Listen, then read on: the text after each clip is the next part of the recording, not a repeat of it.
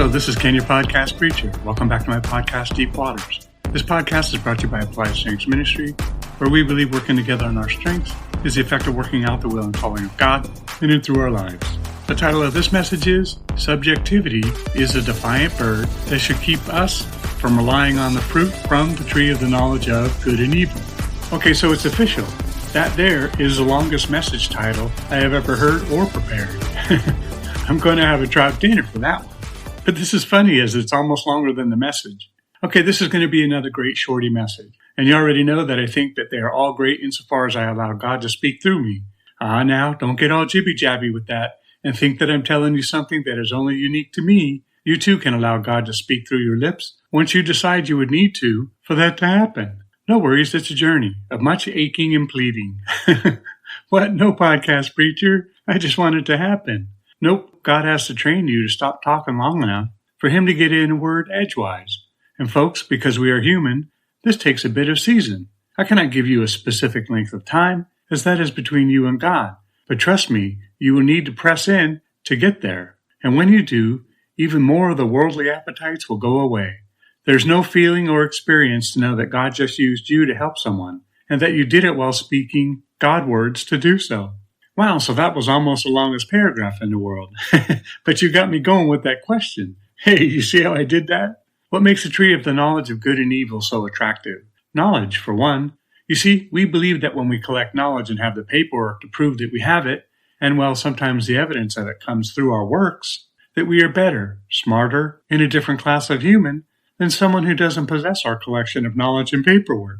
So since I have been such a long-standing fool and waiting a very long time to surrender my life to God, I have had some time to build up my testimony archive. Let me see. Oh, here's one. I was going to a community college to become a building inspector. How I got there from a decade of working in a lumber mill is for another time. But suffice to say, as is my custom, green like gasoline. I went all in, 40 units in one semester and 34 in another. I was not working at the time, so this was possible. I went to college from 7 a.m. to 11 p.m., 5 days a week. Oh, I had breaks in which I would study, and most days I would just have lunch on campus. And while as a building inspector, you could earn certificates which would or are supposed to give you an edge over someone who, well, didn't have one. ICBO was the largest certification company at the time. Well, I didn't just get that one for building, but also for plumbing, electrical, plans examiner, fire, light commercial, and eventually I, even after several attempts, became a certified building official. Wowsy, but it was all ridiculous because I never did work in that field at all. I think I volunteered for 2 weeks to try to get in, but then I got a different kind of job, and I was set for a decade. Okay, so the paper point of the paper was that at my governor's office of emergency services job, I had over 30 different framed certifications hanging everywhere. You see, I thought that it would get me respect and prove to the other employees that I knew what I knew and that it was more than them. Oh, no worries. After I got saved, I took them down because I saw it for what it was. And boy, did I feel foolish that I would have ever done such a thing. There, I feel better now. So, but going back to what others do in the self-same spirit, look at the signature lines in the emails of those who spend a small fortune on collecting the evidence that they are indeed knowledge collectors. MBA, JD, BS, and BA, etc. Look at the letterheads. And I know you argue that people want to know that you are credible in your claims to be an expert in such and such, but in truth, having a degree doesn't really prove much in the way of your qualifications to do the job. I have seen this over a 40-year career journey. It should really be a personal pursuit. After all, if you went to college or university to learn, why would anyone else even need to know it? Your behavior would reveal its merits. Your performance would be equal to it. I know this will never happen because, well, not everyone is saved. Blah, blah, blah. I have a degree in business and never did use the information to build a business. But more importantly to me is that I saw that the system sells knowledge to its customers. Yes, a student and parents, by the way, are knowledge customers who are marketed with half-truths about the promise of a better life. A better life is defined as having more money than someone who didn't purchase their proprietary knowledge. Well, it must be proprietary for them to even lay claim to the idea that it is worth so much. Now, I'm not blasting the institution as much as I am talking about how they built a knowledge courtyard around the tree of the knowledge of good and evil. That tree was, in fact, the seed for colleges and universities. Oh, do we wish we were like God, knowing both good and evil? Do future scientists, statistical analysis, engineers, lawyers, and doctors need education? Yes, and it is good that they get it. But now look at how the cookie crumbles in the promise for a better life. 95% of the wealthiest peoples didn't go to college or university.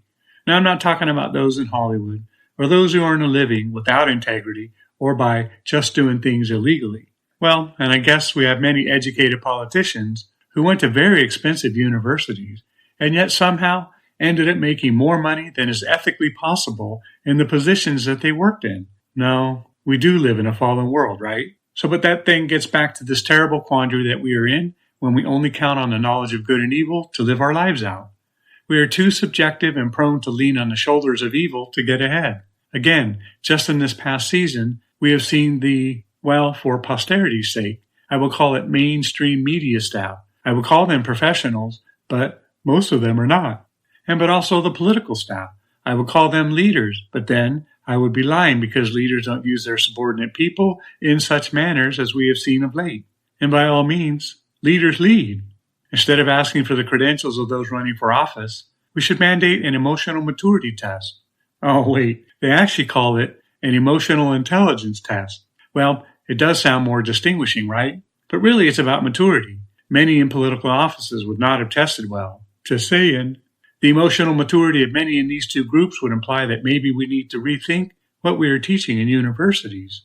So how are we to avoid the hovering bird that is just seeking to get you to spend your life in pursuit of knowledge that can never take you as far as a fruit from the tree that sits right next to it?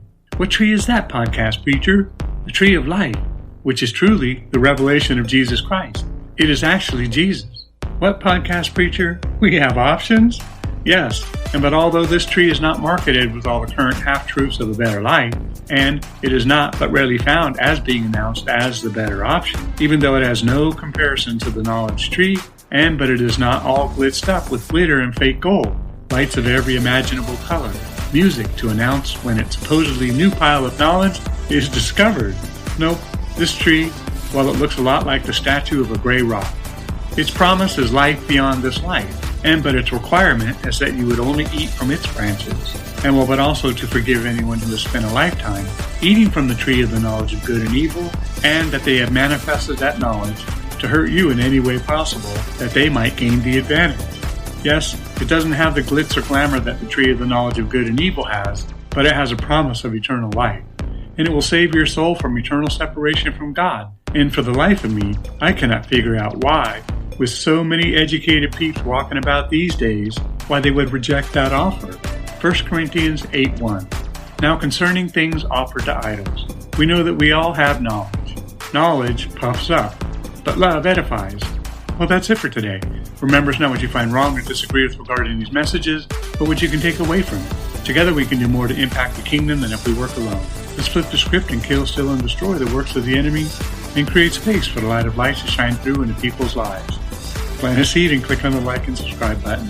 Let's build this ministry together. Thanks, and see you next time in Deep Waters.